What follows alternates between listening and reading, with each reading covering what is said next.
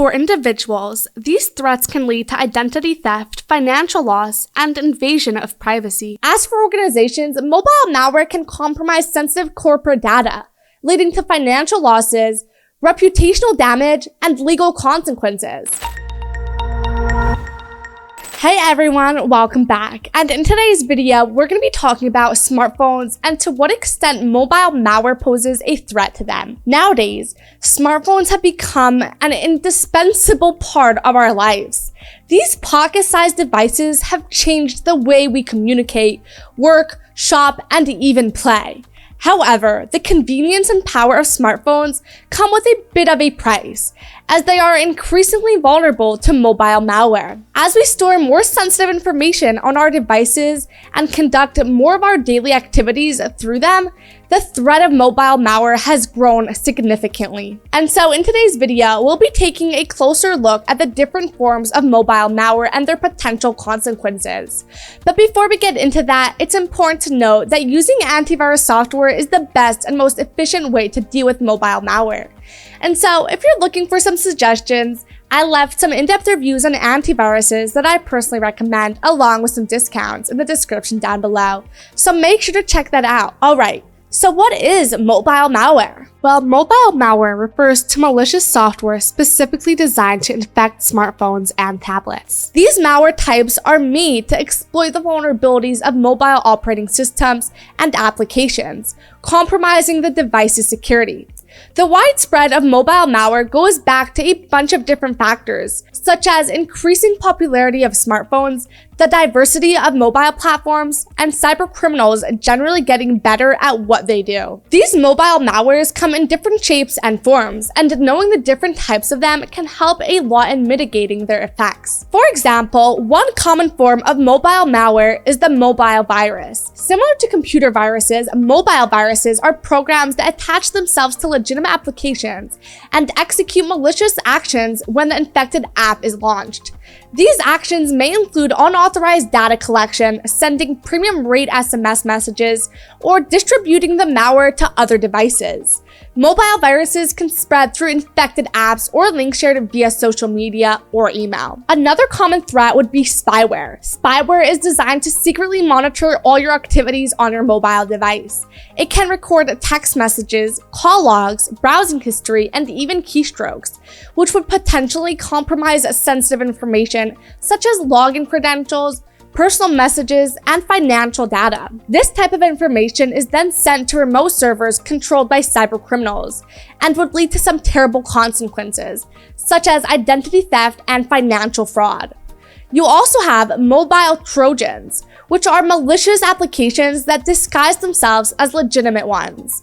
These apps can often be found in third-party app stores or through deceptive links. Once you've installed one of these, they can perform a range of harmful actions, from stealing personal data to creating backdoors in the device's security for further exploitation. Another form of mobile malware would be ransomware, which is yet another growing threat when it comes to cybersecurity. Ransomware typically encrypts all of your data, rendering it inaccessible until you pay the ransom to the attacker. While ransomware is more commonly associated with desktop computers, it has made its way to the mobile world. Some mobile ransomware variants can lock the entire device, making it unusable until the ransom is paid, while others target specific files or applications. Next up, we have adware, short for advertising support software, which is a less malicious but still annoying form of mobile malware. It infiltrates your device and floods it with unwanted advertisements, often redirecting you to malicious websites or having you download even more malware. Adware may not directly steal sensitive data, but it can get really annoying and get in the way of your normal activities. Moving on, one of the most recent mobile malware threats is crypt mining malware.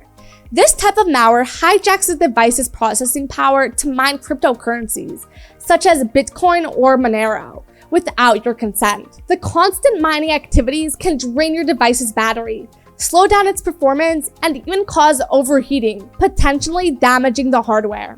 So as you can see, there are a lot of types of phone malware, and the consequences of having your phone infected with one of them cannot be taken lightly.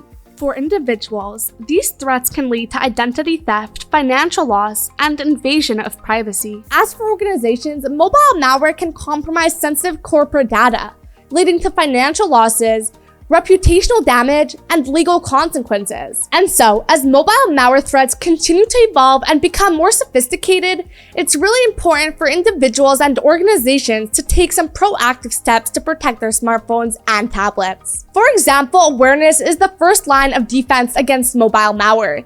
Keep yourself updated on the latest threats and vulnerabilities in the mobile ecosystem, and keep your device's operating system and applications up to date. That's because developers release updates to patch security vulnerabilities, which would help a lot in mitigating the risks of mobile malware. You should also only download apps from official app stores, such as the Apple App Store or Google Play Store, since these platforms have security measures in place to test and verify their apps for potential threats. Also, try to be careful of the permissions requested by apps during installation. If an app asks for unnecessary or excessive permissions, it might be a red flag. Other than that, try to avoid clicking on suspicious links in text messages or emails, especially if the source is unknown, as these could potentially be phishing scams. You should also consider using a VPN to encrypt your network traffic and prevent your ISP, cybercriminals, and anyone else from monitoring your online activities. These VPNs also come in handy when you're connecting to public Wi-Fi networks, since these ones can be cybercriminal playgrounds most of the time. And finally, try to use strong, unique passwords for your accounts and use two-factor authentication when available to add an extra layer of security. It's worth mentioning that some antivirus solutions, such as Norton, feature both a VPN and a password manager, so you can save yourself a little bit of money otherwise spent on separate services. And that's it for today's video on mobile malware. Don't forget that the best and most efficient way to deal with this sort of cyber threat is to use a reliable antivirus. If you don't already have an antivirus or you're looking for some suggestions, I'll leave some in-depth reviews on antiviruses that I personally recommend, along with some discounts in the description down below. So make sure to check that out. And feel free to comment below if you have any questions, as I love getting to interact with you guys. And like and subscribe if you found this video to be helpful or would like to stay up to date with future videos. Thank you guys so much for watching, and I'll see you guys in the next one.